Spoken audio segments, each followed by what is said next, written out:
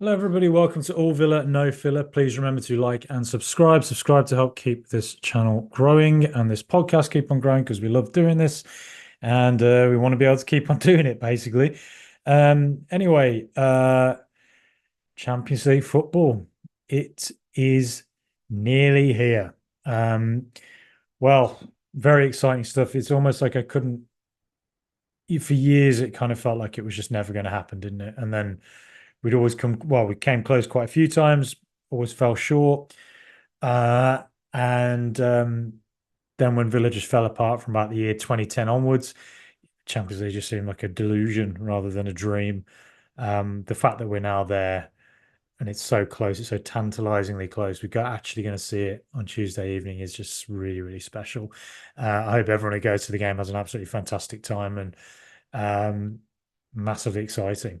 Young boys, they're look, a storied European club. Seen them play many times in Europe. Played Manchester City a couple of times last year. Lost 3-1 at home to City.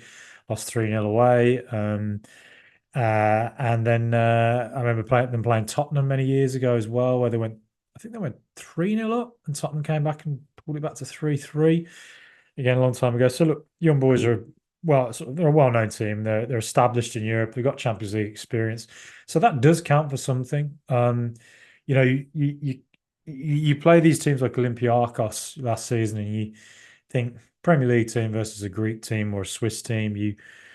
You automatically assume this, we should just have too much for them. Um, and yes, that is most of the time probably is the case, but it's a different environment and there's just something about it when you go away from home that I think it takes teams quite a while to adapt to it. And I remember Man City when they first got into the Champions League, it took them a few years to really get their sort of confidence that well, the more they won games, the more they start to think, all right, we belong here. The more regularly they were there. Same with Tottenham as well. The more games they won, they get one big win somewhere, like an Inter, for instance, when Bale had that great game against Maicon, and then they start to, it starts to happen for them. And I think with Villa last season, we had a couple of really good results in Europe. Lille, particularly, that was amazing to get through that. Ajax battered them out Mara away as well, but Olympiacos was a real lesson for us, as I think was Lille as well. Actually, I think Lille were very good, and I think they were two great experiences that hopefully will carry on into the Champions League because those tough away atmospheres they do get to you, and young boys are going to have a tough atmosphere. The fans are going to be up for it, and they've already knocked out Galatasaray. Went away and won 1-0 at Galatasaray. They won 3-2 at home against Galatasaray. Gala have a lot of really, really good players, a lot of players of Champions League experience.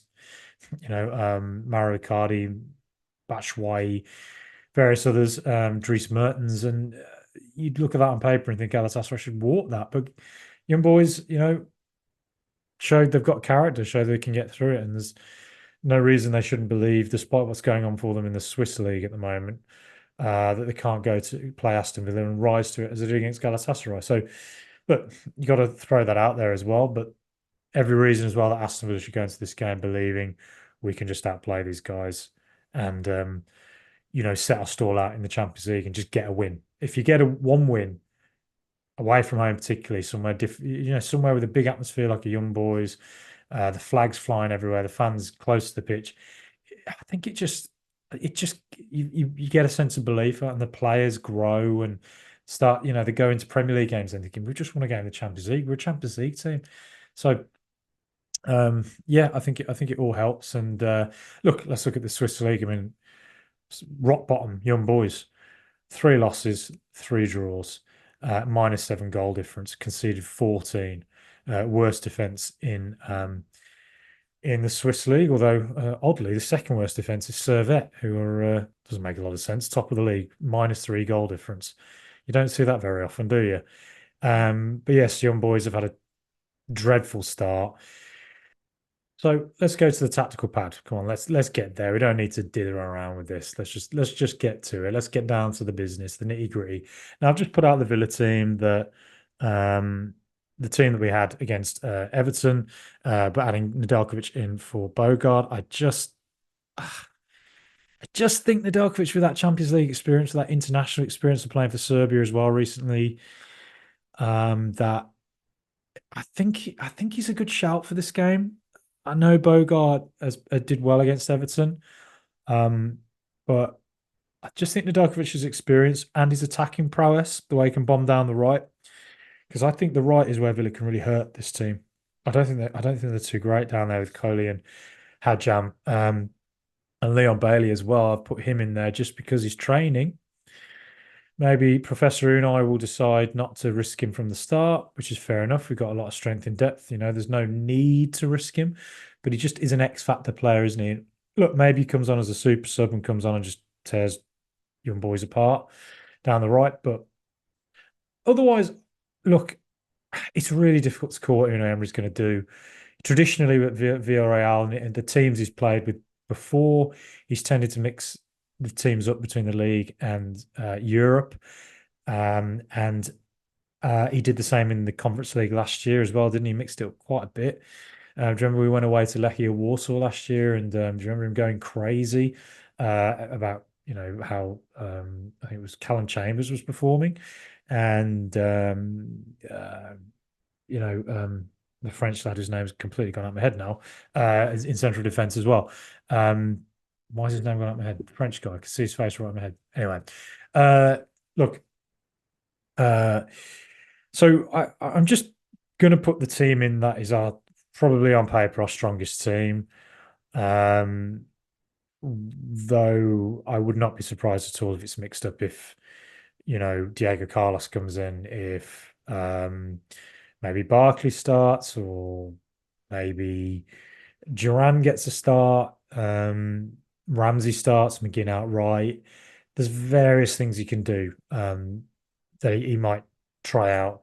But there's also a part of me that thinks I don't think Unai Emery is the kind of guy who underestimates anyone. And I just wonder whether he wants to give this team, his strongest team, Champions League experience right from the get-go. I think he'll put out his strongest team against the likes of Bayern, Juventus, Bologna and all these home games. But I just wonder if this is a game we might look at and think maybe I can mix it up. But anyway, just looking at young boys, their manager Patrick Rahman, he's been around the block. He managed Bâle in 21, 22, traditional powerhouse in Switzerland, but that didn't last very long. Last season, he was at Winterthur. They came fifth. So he's new to the young boys. He only took over in the summer, but Winterthur came fifth last season. But something I really noted with them, conceded 71 goals. Conceded a lot of goals, one of the worst defenses in the Swiss league. And that looks like it's continuing with young boys this season, with the worst defense in the league so far. And, you know, but you got to, as I say, they conceded 14 goals so far in the league, but you do have to give them credit for how they got through Galatasaray, and they beat Galatasaray with a late breakaway winner from Alan Virginius, so they can show that they can hit a team on the counter if they're sitting deep, as they were at Galatasaray. But they beat Gala at home. 2 goals from Joel Montero, their right midfielder, and a late penalty from a man who I think is a bit talismanic for them further forward, Filip Ugrinic. Felipe Ugrinic, sorry. And but something to bear in mind as well is that Galatasaray in that game where Young Boys won 1-0 at their stadium, Gala had 21 shots. 21 shots, and they had 16 in the return leg as well. So young boys clearly gift away a lot of chances, and you've got to think that with the predators that Aston Villa have in the likes of Morgan Rogers, Ollie Watkins, John Duran, Jacob Ramsey, Leon Bailey, if these players get chances, you have to think they're going to take them. You really do. But looking elsewhere in young boys' team, they've got a couple of options up front. They could go with Cedric Itten. He has scored 30 goals in 67 league games for young boys. He's 6'2". So, here he is right here. It's 6'2". So poses a threat from set pieces. But whilst he's got 30 goals in 67 league games for young boys, he only has 2 and 15 in Europe. So he's not prolific in Europe generally. They also have the option of Silveri Ganvula, who is another striker. put him in here. So, if Itten wasn't, Itten has generally been starting, but if Gamvula was to come in, again, he offers something quite similar, really. He's 6'3". He scored 12 goals and 39 for young boys in the league, 3 in 4 league games this season. He also started against Galatasaray in both games. And at Galatasaray, he hit the post with a header from a corner. And Young Boys actually hit the post twice from corners in that game. So evidently, they pose a set piece threat. They do have a few tall players in Itten, Gamvula, Kamara, Zukru as well. Forgive me if I'm not pronouncing his name correctly. But the player that has most caught my eye, uh, I would have to say is this guy, Lewin Bloom. Uh, Now he's just turning 23 or just turned 23. He's the young boys right back. Last season, he got 8 assists in 39 games. This season, he has 2 in 6 already. And in the 6 games they've played, he's taken 6 shots and he's made 11 interceptions. Now, 6 shots, I think, for a fullback is a lot. I think 2 assists for a fullback is good in a team that's been struggling. And I think it's indicative of the fact that he's a player that basically he gets forward, doesn't he? He makes things happen. And I can't help but think that those stats are telling us that Lewin Bloom is the player that they look to as a fullback to push forward, make things happen, and allow the likes of Montero, Greenwich, Itten, Gambula, whoever, to move around, link up, whatever. And Lewin Bloom is the player that drives forward and makes things happen for them in a similar way to what, Luca Dean does and Ian Matson do for us when they bomb forward from left back. I just think Bloom is a player to watch. As I say, those stats are quite indicative of a player who gets forward or emblematic of a player who gets forward. And 11 interceptions as well.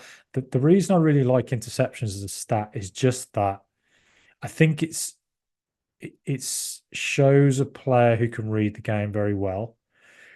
I think sometimes with tackling stats and I think sometimes it can be slightly misleading because sometimes, if you're a player who is not reading the game well and you have to then run back and make a tackle, obviously your tackling stats then go up. Whereas I think if you make interceptions, I think it shows your player who reads the game a bit better. I just like it. I like it as a start. I mentioned it with Calafiori the other week. His interceptions were really good for Arsenal, the new Arsenal player. They're really good for Italy and Bologna. And Bloom shows similar traits.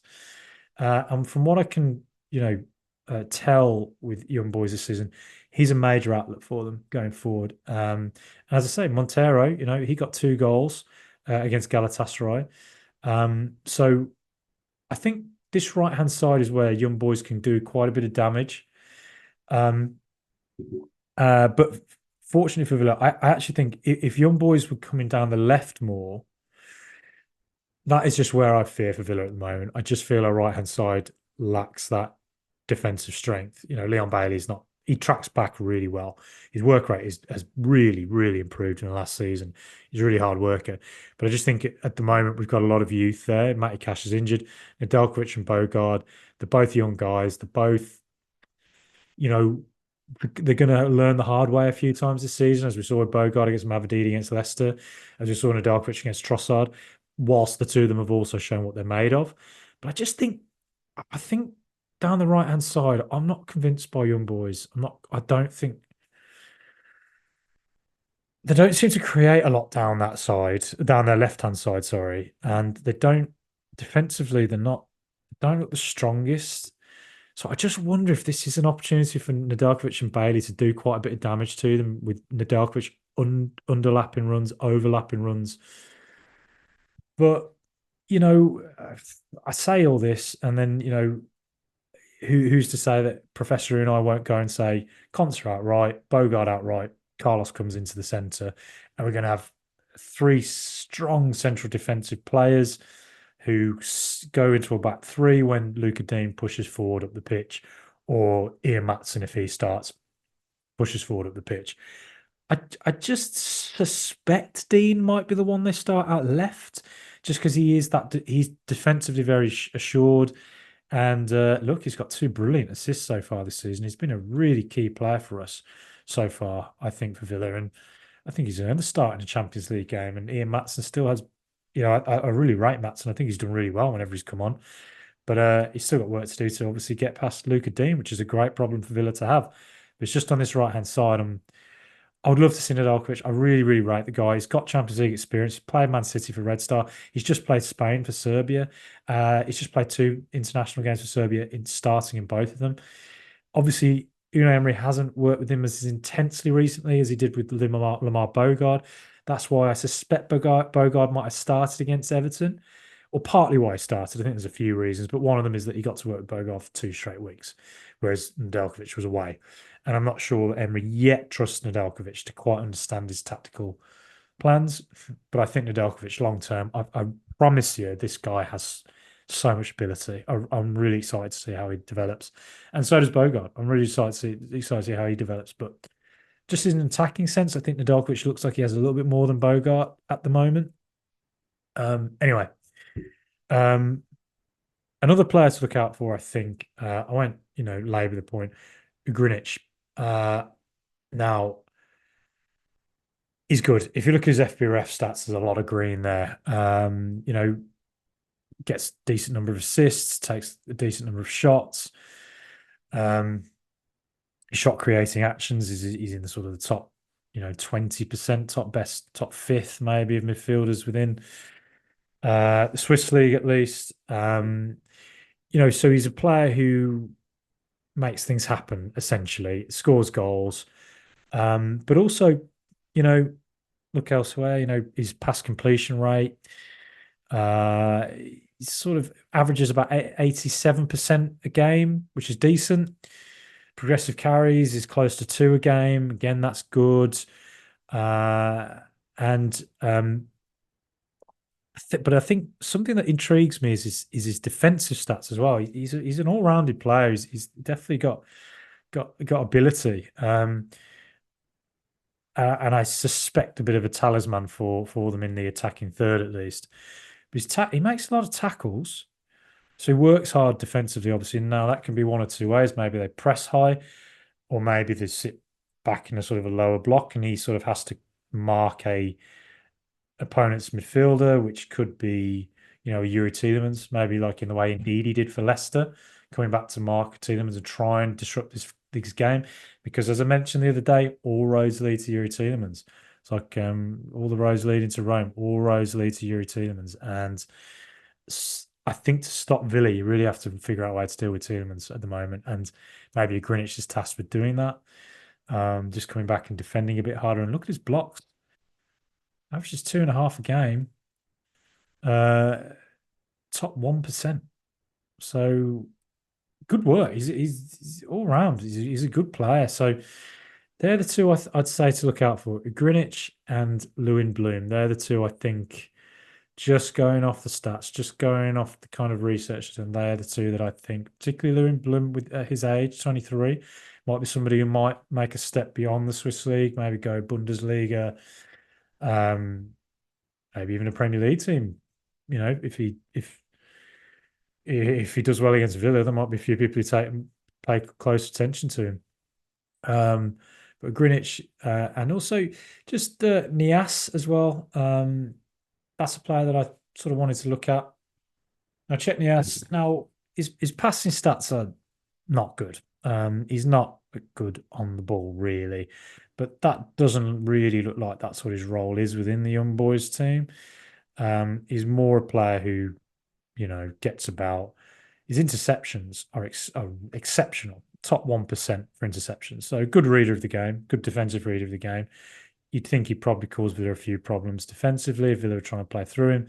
And blocks is in the top 4%. So, and aerial duels is okay, but tackles, not huge number. But I think interceptions and blocks to get that high shows is a good CDM in that sense. But on the ball, it doesn't look like that's his strength. But Yeah, you'd think that he'd have quite an important role to play tomorrow for young boys, trying to deal with, let's say, Morgan Rogers coming a bit deep and playing off defence and trying to get in between the lines. But with Villa, you know, look, man, we've got to look at this and think, I think we've always it's been difficult with Villa for years to really have the confidence that we can go into a game and win it, particularly now we're going into a Champions League game. And under no illusions whatsoever about how difficult every single European game is going to be, just because the atmosphere, the unique nature of it. Young boys have already done Galatasaray, so they've shown that they've got real mental fortitude despite how awful they seem to be in the Swiss league. But the common running theme here is that young boys give away so many chances. They gave away tons of chances to Galatasaray, who clearly weren't clinical enough. Gave away tons of chances in the Swiss league, and it was a running theme at Winterthur last year as well with young boys as present manager. They seem to be a bit stuck between. They've shifted this season between being a high press team and a team that tries to go to a low block. I think at the moment, what's happening is that they are adapting to a new system, and the manager might be trying to work out his own players and hasn't yet found the formula, and the players maybe haven't quite figured out what he wants from them yet either. Eventually, it might click. Sometimes it takes managers a while to really come together. Look at like Pochettino at Tottenham 10 years ago. Do you remember? He was really slow to start there, and then once he clicked, he got fired off. But man, like given the fact that young boys give away so many chances and giving the attacking prowess of our players, we've got to fancy this. We've got to fancy we can score goals tomorrow. And that's what I'm going to say we do. I think we do score goals. And I think we have to go into this game chest out, fully fit, and really believe in that, look at what we did to Alkmaar last season away. We didn't have a good away record last season, but look what we did at Alkmaar away last season and go to young boys and think we can do the same here. We can do something similar. We can just outplay them. And as ever, I think Tielemans will be a key player with his passing. But I think if Leon Bailey is fit, I think he's got a real chance here to just cause young boys endless problems. And same goes for a lot of our players. Can't wait to see what happens. Don't underestimate young boys. Look out for Lewin Bloom and Ugrinich, I think. And their two strikers, Gamvula and Itten, of course, they have that height, physicality. That does seem to cause our defenders some problems, particularly Pau Torres against Dominic Calvert-Lewin the other day. And if we lose a few aerial duels, who knows? Set pieces, of course, always a threat against Villa. But overall, look, got to go into this game and really believe it. I cannot wait. I'm so excited. Anyway, good luck to the mighty Villa. Oh, the Villa.